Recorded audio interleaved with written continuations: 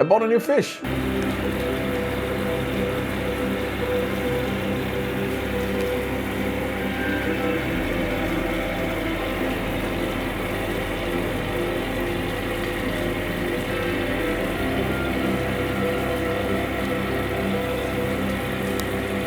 This is one I am so excited about. I've been wanting to get this guy or these guys ever since I got my first aquarium, but then they were never really available from any seller that I could find here in Denmark. Finally though, actually my local fish store got these and I knew I just had to go get them immediately. So he only had 4 left when I got there. I grabbed the last 4 of them and just say, I'll show you these guys. They are beauties. I don't even know if you can properly see them right here, but regardless though, they're going to be put into a tank soon and then you can really get a look at them. So these are Peacock gudgeons and a lot of people mistake them for gobies. So it's not a goby.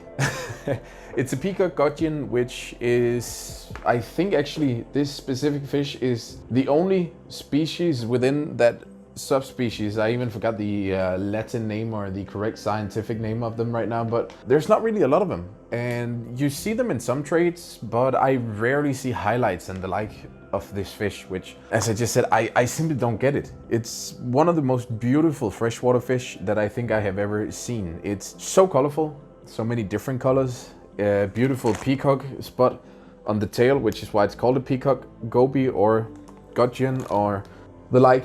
I'm just so excited for this. I got 2 pairs. I was lucky enough to get 2 pairs, and from what I can tell, the females already now are carrying eggs to some extent because their bellies super round, yellow, the males super bright. So I kind of just want to get them into the tank. They will be going down there together with my puffer. And now I've been very unsure if this is the step that I wanted to take, because with time, my figure 8 puffer down here is gonna slowly transition into brackish water. While people mistake these for being gobies, this is not a brackish fish. This also means that this is inevitably gonna have to be just a temporary solution. The reason that I figured it would be okay to put them down there is because while they come from soft water naturally, there have been breeding reports in anything from soft, mildly acidic water to water that has been quite hard. So the water here in Denmark is super hard by nature, which is why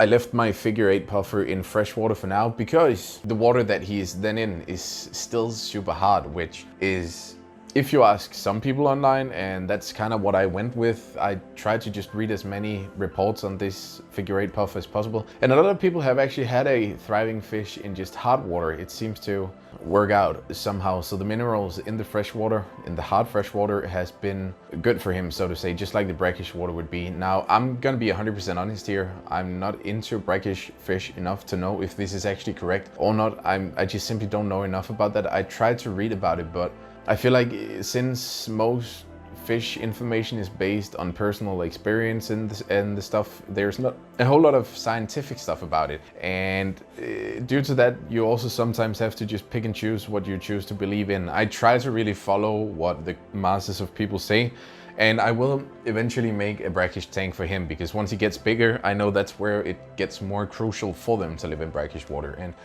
I want him to thrive and I want him to be happy. That's the most important for me. But the reason that I want him to get tank mates is also because I actually have 2 fish down here right now that are in quarantine, because mainly I cannot get rid of them. They're leftovers from other projects. There's a neon fish down there that's really, really old.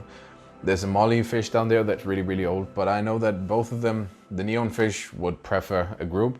The molly would prefer a bigger tank, but I just don't have those in here. And it's kind of hard to get rid of fish here in Denmark.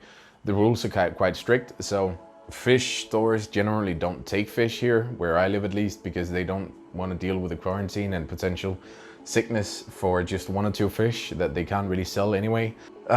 So yeah, they're down there right now, but what that has also taught me is the fact that at least my figure 8 puffer, he is anything but aggressive. I know people say that, oh, this fish is so aggressive and they will nab at fins, at slow swimmers and all that stuff, but honestly, this guy is so much more scared of the molly and the neon than they're scared of him. So he's, I think he really just needs some peaceful mates that don't really bother him too much, and that's why I feel like the Peacock Gudgeon is a perfect pick. They like to just chill around plants and go hide in caves and all that stuff, and especially when they spawn, they want to go spawn in a cave, and these guys are actually really easy to get to spawn, so that's also going to be a new project. And I'll try to see what I can do about removing the eggs and the young so that they don't get eaten, and hopefully this is going to be my next breeding project. So I don't want to sit here and talk anymore with these in a bag. I just want to get them in a drip climatization. So let's get that going, and I'll return once the fish have been put in and I've just cleaned all of this up. The sand and the soil got kind of mixed up, so I just want to clean that and make it look good before these guys get down there.